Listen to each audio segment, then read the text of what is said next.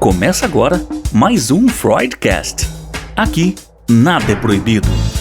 Vamos falar de angústia, sexualidade, maternidade, pânico, remédios, síndromes, fetiches e tantos outros assuntos que envolvem nosso inconsciente, só que, desta vez, quem vai sentar no divã são as neuroses e não o paciente. Alerto que nem sempre teremos respostas prontas, mas prometemos que, no mínimo, você vai ser desafiado para olhar a si mesmo e repensar sua vida. Começa agora, Freudcast. Olá, bem-vindo ao Freudcast. Hoje nós vamos falar sobre a bipolaridade. É um monstro, provavelmente para quem sofre desse sintoma, deve ser um transtorno terrível. Mas quem vai falar hoje não é um médico psiquiatra, não é uma psicanalista ou um psicanalista e nem um psicólogo, mas, na verdade, quem vai falar é uma paciente que sofre desse transtorno e, inclusive, teve a coragem de escrever esse livro aqui, que é chamado Um Caso de Bipolaridade, a roda viva de se conviver com o transtorno bipolar. Ela vai contar da experiência dela e é como conviver com essa enfermidade ou esse transtorno, como conviver com os familiares que têm que conviver com uma pessoa que tem bipolaridade, e como se entender neste mundo que muitas vezes as próprias pessoas não compreendem uma pessoa ou não entende uma pessoa que sofre desse sintoma. Quem vai falar conosco é Eliane Oliveira. Ela é... Eu posso chamar você de advogada, juíza? Como que você quer que eu te apresente? Eliane, bem-vinda ao Freudcast. Muito obrigada, Rose, pela oportunidade. Eu sou ex-advogada, sou ex-juíza de direito e agora eu sou escritora. Então, a apresentação é essa. Que bom. Então tá certo. Agora, sim, eu me interessei muito quando eu vi o teu livro. É um livro simples, né, que você conta a tua história, né? Primeiro, entender por que você resolveu colocar num livro, né, o teu sofrimento, porque é um transtorno não compreendido, Eliane. Como que é isso? Rose, eu preciso esclarecer uma coisa. Na realidade, foi uma crise de depressão severa em 2012. Eu fiquei 7 meses trancada dentro do meu quarto, sem convívio social, sem assistir televisão, sem luz e praticamente sem comer. Tinha dias que eu me alimentava com um copo de suco ou um copo de água de coco que minha mãe implorava para eu tomar. Eu emagreci 5 quilos nesses 7 meses. Quantos quilos? 35. Infelizmente, queridos, depois, Rose, não é um regime. Você continua bonita. Não, fica tranquila que você está bonita. Quando eu tive essa crise de depressão, o que eu percebi? Que as pessoas não sabiam o que era depressão. Elas não tinham noção que isso era uma doença e não tinham noção que podia levar ao estado em que eu fiquei. E aquilo me incomodava muito, porque já bastava o que eu estava sofrendo pela doença, eu ainda tinha que lidar com o desconhecimento, com a ignorância das outras pessoas, no sentido de ignorar o assunto, de não saber do que se tratava. E eu acho que ninguém que está passando por aquilo merece passar também por esse drama do preconceito e do desconhecimento.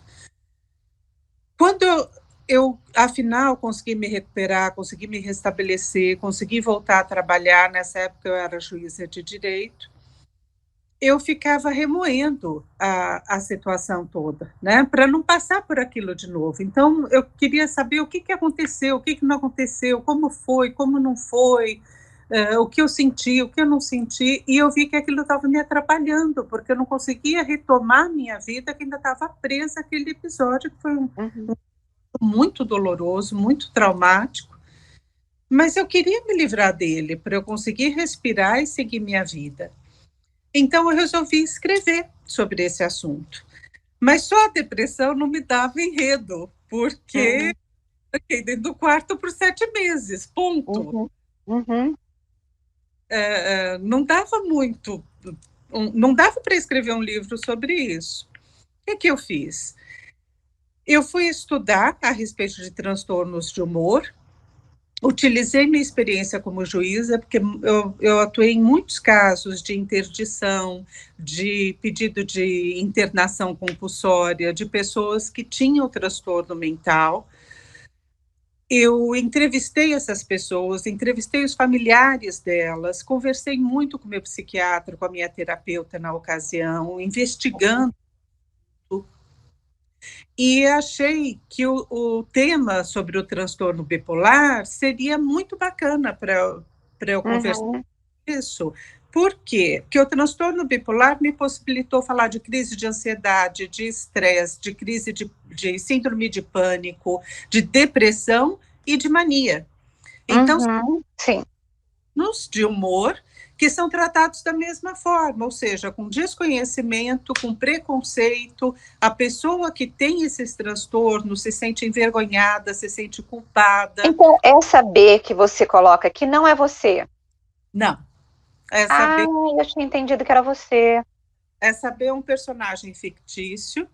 Eu posso dizer que o capítulo sobre depressão sou eu. Tá. É um personagem fictício, onde eu peguei toda essa experiência, todo esse conhecimento e transformei nessa personagem. Por que o B? Para que as pessoas que lessem se identificassem. Falar, olha, eu acho que essa B pode ser eu. É bipolar. Esses sintomas eu estou sentindo. Ou então alguém livre fala, essa B pode ser a minha filha, essa B pode ser essa B pode ser a minha mãe.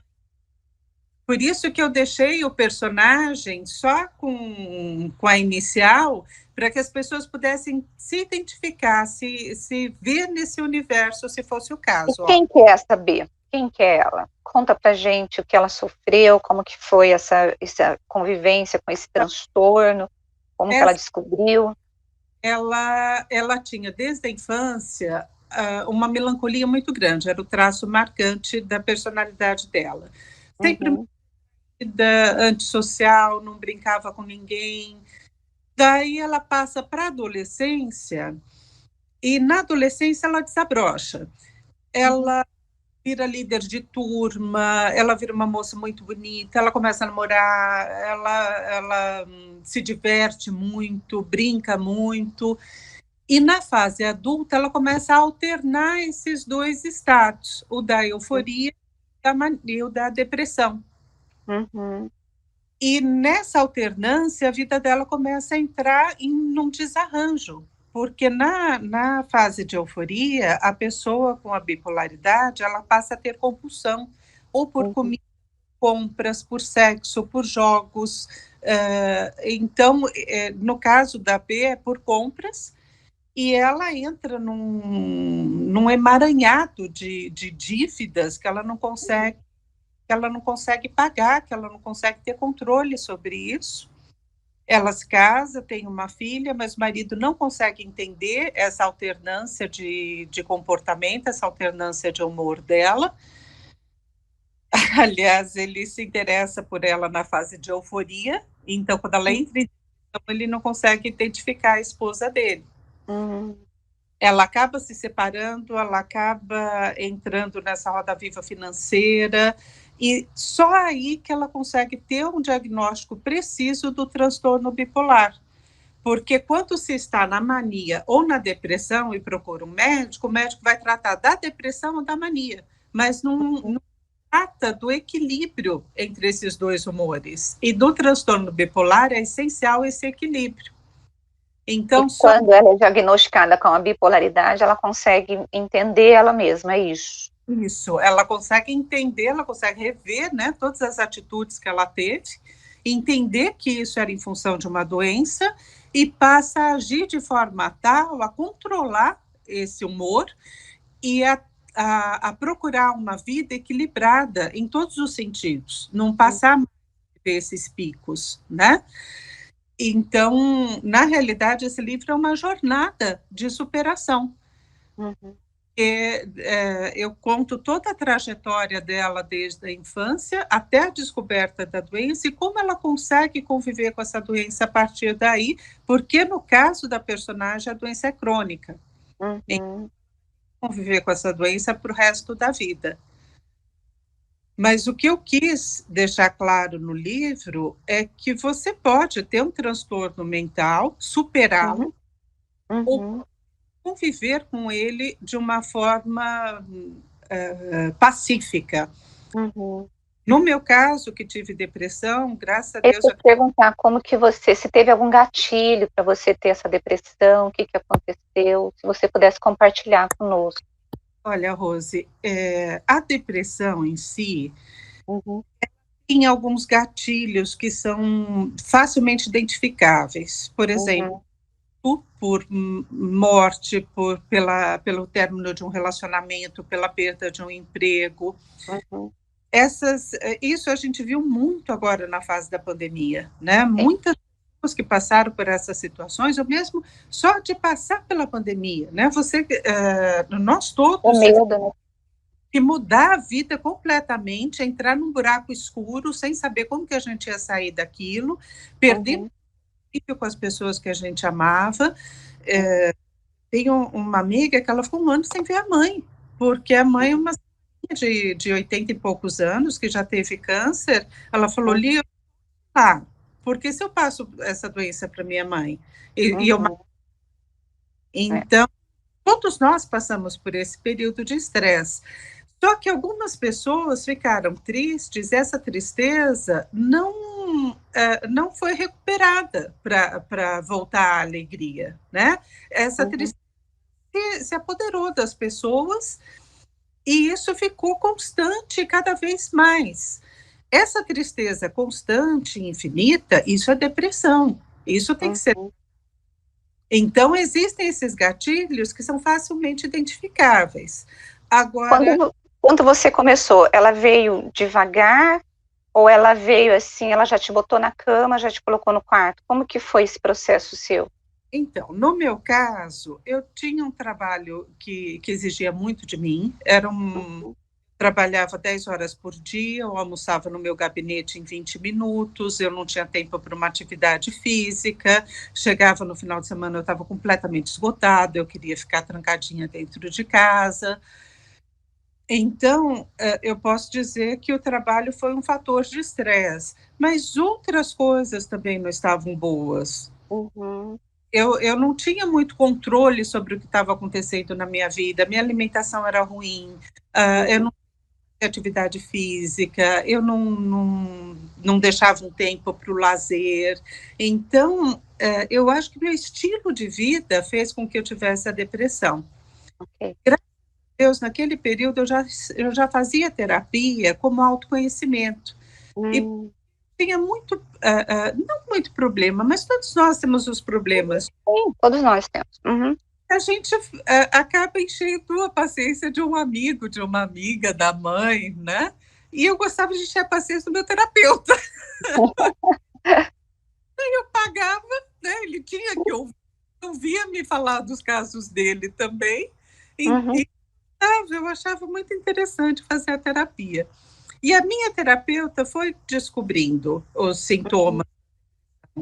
E ela que me alertou, falou, Eliane, eu acho que você está desenvolvendo um quadro depressivo, mas eu não posso te ajudar nisso diretamente. Se for depressão, você vai precisar de um acompanhamento com um psiquiatra. Eu tenho um psiquiatra tal, que eu conheço, que é da minha... Marca uma consulta. Quando eu marquei, fui nesse psiquiatra, ele falou, Eliane, você está com depressão e você não tem mais condições de trabalhar. Eu vou precisar te afastar. Nossa! No momento, a gente não sabia que seria por 7 meses, né? Ele me afastou inicialmente por 1 semana, depois por 1 mês, e ao invés de melhorar, eu só fui ladeira abaixo. Eu só fui perdendo o prumo cada vez mais. Mas eu não tinha condições de trabalho realmente, porque a minha cabeça não está funcionando direito, né? Tudo ficava grande, tudo era muito difícil de lidar, qualquer problema virava um elefante na minha mesa. Então, eu não tinha condições. E eu chorava muito, Rose. E aí você foi medicada, obviamente, né? Foi medicada, continuou com a terapia. E o que te confortou, Eliane, nesses 7 meses, assim, que você ficou dentro de um quarto, que você falou que você não comia, que você só ficava deitada? Como que você conseguiu se sair desse lugar, desse lugar que você estava? Rose, foi um processo longo, lento e difícil. Uhum. E desde o início eu queria sair daquela crise. Então eu fiz terapia, toda semana eu ia no psiquiatra e ele me deu vários medicamentos, daí foi ajustando, e essas medicações são muito complicadas porque elas não fazem efeito imediatamente, daí você tem que esperar algumas semanas, daí não faz efeito mesmo, você tem que trocar, para trocar você tem que desmamar a primeira medicação, que leva um período que você tem que ir diminuindo as doses até retirar. Então, foi um processo muito lento e muito difícil. O que acontece? Eu tinha eu tenho, né, 2 filhos. Na época, minha filha estava com 12 anos, 10, 12 anos. Eu tenho a minha mãe, eu tinha a minha avó. E eu sou muito abençoada, eu tenho muitas pessoas que me amam. Uhum. E essas pessoas estavam...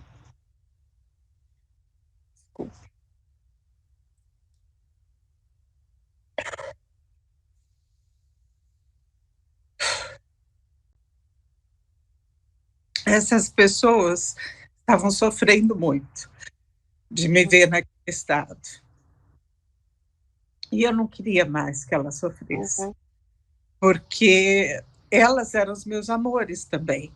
Uhum.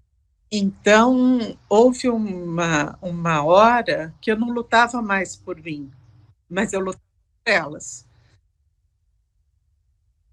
E foi isso, com toda certeza, que fez com que eu saísse da crise de depressão.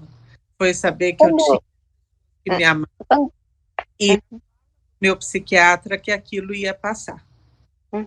Hoje, depois que você ficou e passou por essa crise, né, de depressão, você tem um outro olhar para alguém que fala da depressão? Mudou isso em você, ou você já era uma pessoa empática em relação a essas questões de saúde mental? Porque você falou que você atendeu muita gente, né, com problemas de saúde mental, e claro que um juiz precisa estudar o caso para poder, inclusive, decidir. Houve uma mudança do teu olhar em relação aos pacientes ou não? Ou você já era empática? Como que isso mudou a tua vida? Quem é a Eliane antes e depois de 2012?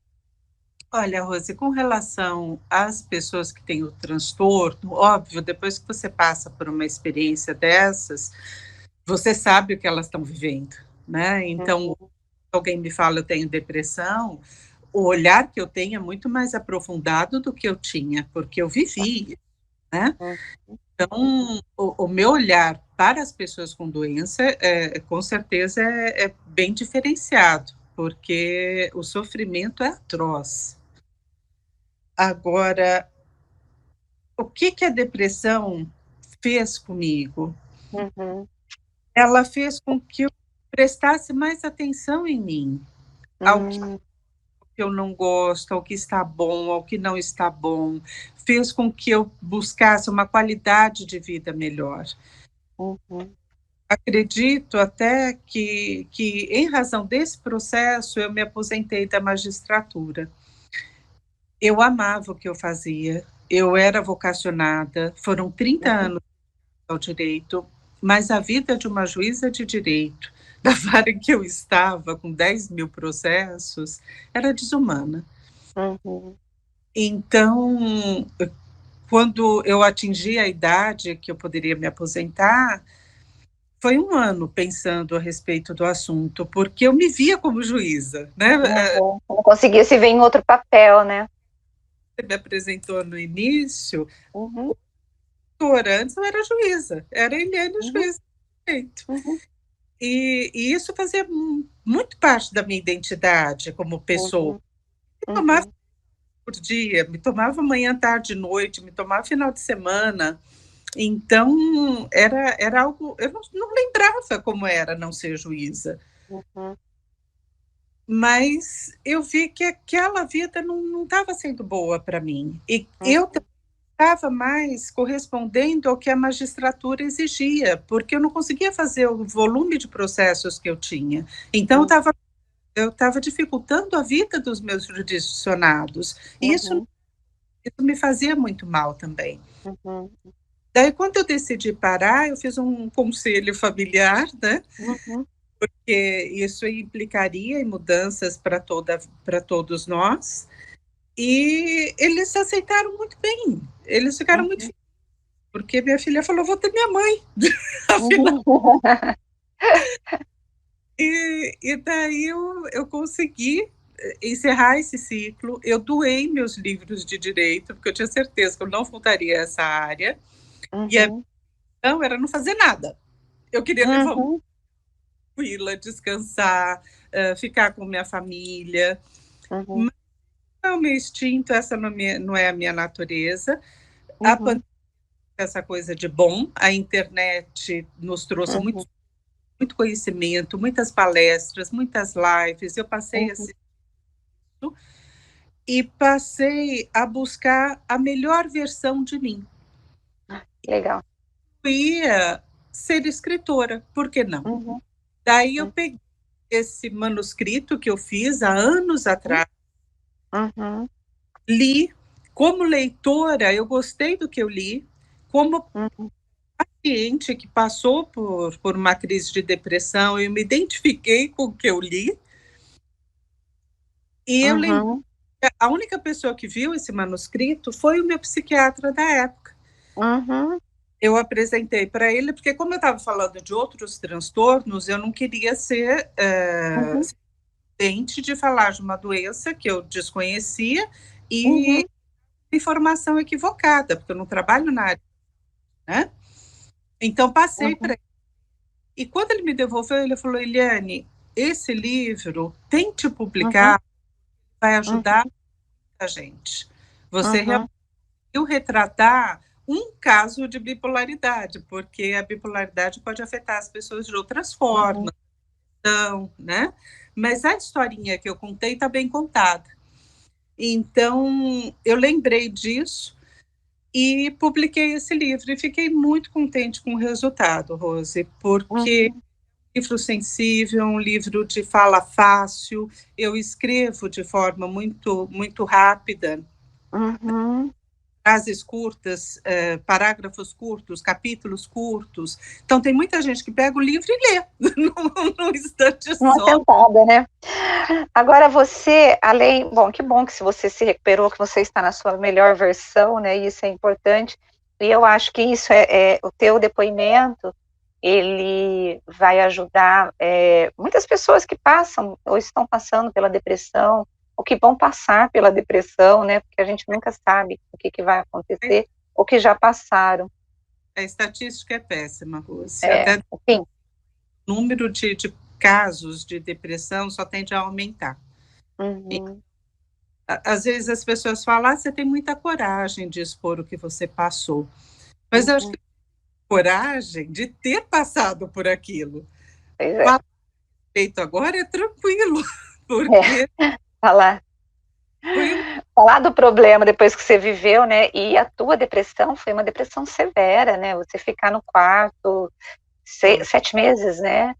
É muita coisa. Assistir naquele sorinho que ela me levava no suco verde, na água de coco, eu acho que eu teria morrido de desidratação. Porque nem água não. Agora, você também tem um outro livro de contos eróticos, né? Deixe-se levar pelo prazer. Você escreveu esse livro antes da depressão ou depois? Esse livro eu escrevi já na minha melhor versão. Na sua melhor... E aqui, gente, são contos eróticos, assim, como que surgiu isso na tua cabeça? Por que você resolveu fazer esses contos eróticos? Meu amor, eu sempre usei a escrita como um hobby, ou como uma forma de extravasar, alguma forma de me divertir. Quando Isa, eu não conseguia conciliar as duas coisas. Uhum. Tive um blog de crônicas com o pseudônimo Mariana de Matos. E Uhum. calhamaço de coisa. Mas eu não consegui dar continuidade ao blog e imprimi tudo aquilo. Uhum. Quando eu publiquei um caso de bipolaridade, decidi que eu ia me tornar escritora, eu voltei essas crônicas que eu tinha publicado. E resolvi pegar todas aquelas que falavam sobre relações amorosas e juntar ao Rosinha, que é o Crônicas e Contos de Amor. Uhum. Os contos não estavam escritos, eu só escrevia crônicas. Daí eu fui escrever os contos para esse livro. 2 ficaram mais picantes. Eu falei, tem isso daqui, por que eu não coloco, não faço um livro só de contos eróticos? Porque quem quiser vai para o Contos Eróticos, quem não quiser fica no Crônicas e Contos de Amor, que é mais leve. E escrevi, são 25 contos eróticos, tem o mais pornográfico, e juntei esse último livro. E eu vou perguntar, né, essas histórias, como elas surgem na tua cabeça, né? Tem um conto aqui de uma virgem, o título é Virgem, né? E que a menina tinha 18 anos e depois ela conheceu um cara que tinha 33, ele tinha acabado de se casar, mas aí eles acabam tendo, ela se tornou amante, mas era um relacionamento sexual que só ficava nas brincadeiras, não se consumava, até que um dia ele deixou de querer ficar brincando e decidiu, de fato, ir às vias de fato, vamos assim dizer. Como que surgem esses contos na tua cabeça? Olha, os contos eróticos, o que aconteceu? Eu sou uma pessoa, eu sou ótimo ouvinte. Então, a gente me conta suas histórias pessoais. Tá. Daí, o que eu fiz? Tem história minha, tem história... E tem histórias que surgiram porque existe... Tudo que eu faço tem algum fundo de verdade. Eu preciso disso para eu poder desenvolver a história. Em filme pode ser um livro, pode ser uma história que me contaram, pode ser alguma coisa que eu ouvi no elevador. Me basta uma frase. A ideia foi interessante, eu sento e desenvolvo o conto ou a crônica. É muito difícil para mim fazer isso. Chegou esse livro, quando chegou assim no 22º conto, nem espremendo não saía mais nada. Daí eu fui lembrando de alguns fatos, de algumas histórias que não chegaram a ter um fundo erótico, mas que tinham potencial. E foi um personal meu, eu liguei para ele e falei, escuta, eu estou fazendo o livro, estou precisando de uma história, posso dar uma maquiada assim na nossa amizade? Não pode. Você não me exponha. Olha, vamos fazer o seguinte, eu te dou o direito de veto. Eu escrevo e passo para você. Se você achar que está legal, eu publico. Se você achar que não está legal, não precisa nem me dizer aonde. Eu não publico. E ele concordou, eu escrevi, mandei para ele, ele adorou. Eu mandei no WhatsApp, daí ele devolveu cheio de carinha feliz, cheio de coraçãozinho. E você acha que, assim, para a gente terminar a entrevista, né, nesses contos eróticos, porque a gente tem, a psicanálise ela é muito ligada à sexualidade, né, você conseguiu também se ver, você falou que algumas histórias são suas, né, mas você se deixa, eu não sei se você é casada, se você tem um amor, mas você conseguiu se libertar ou não? Como que é isso? Mas eu sempre fui muito liberta nessa... Coisa boa. Muito liberta, Rose, porque eu sou uma pessoa sem preconceitos. Eu fui criada com uma família de negros. Fui da Igreja Batista, estudei em colégio de freira, frequentei terreiro de Umbanda. Então, a minha vida... você passou por tudo. A minha vida é uma diversificação, sabe? E A minha mãe não tem muito estudo, mas ela é uma mulher que nunca aceitou não da vida. E é muito livre e muito bonita. Ela gostava de namorar, ela gostava de sair, ela gostava de dançar. Gosta ainda hoje, mas hoje ela está um pouco limitada por conta da idade. Então, esses são os exemplos que eu tive, né? O meu mundo é esse. Então, eu não tenho... Por exemplo, quando eu quis ser juiz, as pessoas falavam, mas você não tem juiz, não tem desembargador na sua família, como que você quer entrar na magistratura? Estudando bem. Lógico. E fizer uma prova, ninguém me tira. E foi assim. Então, eu aprendi dessa forma, que a gente precisa lutar pela nossa felicidade e que não existe porta fechada, não. Então, eu nunca tive pudores. Eu sempre fui muito reservada e muito reservada. Mas você sempre nunca teve medo de se arriscar? Não, é como eu estou te falando. Tem algumas histórias minhas, mas ninguém vai saber quais são. Entendeu? Verdade. Deixa eu te perguntar uma coisa. Onde que os ouvintes, quem está nos ouvindo, pode adquirir os seus livros? Esse é um caso de bipolaridade, né? E também os contos eróticos.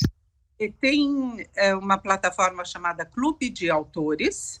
Nessa é muito bonito. Tem o meu currículo, tem um pouco da minha história, tem as páginas iniciais dos livros. Então, no Clube de Autores, ou por Eliane Oliveira, ou pelo nome da obra, as pessoas encontram no formato físico e digital. Mas tem em todos os outros sites, na Amazon, tem na Submarino, Americanas, todos esses sites a obra está distribuída. E em Campinas, eu deixei vários livros na leitura do Shopping Dom Pedro. Perfeito, então. Eliane, eu quero agradecer, foi um bate-papo maravilhoso, foi, assim, bacana ouvir você falar, contar a tua experiência, ver você se emocionar, e é isso, a gente precisa de gente que seja sensível ainda hoje, né, porque a gente tem perdido um pouco dessa sensibilidade, né. Então, muito obrigada, viu? Rose, eu que agradeço o espaço. Realmente foi um período difícil para mim, mas eu gosto de falar sobre o assunto, sabe? Porque se eu puder desmistificar a doença, se eu puder, com o meu exemplo, com a minha palavra, mostrar para as pessoas que é possível passar por isso, superar essa fase difícil e se transformar e talvez até renascer, né?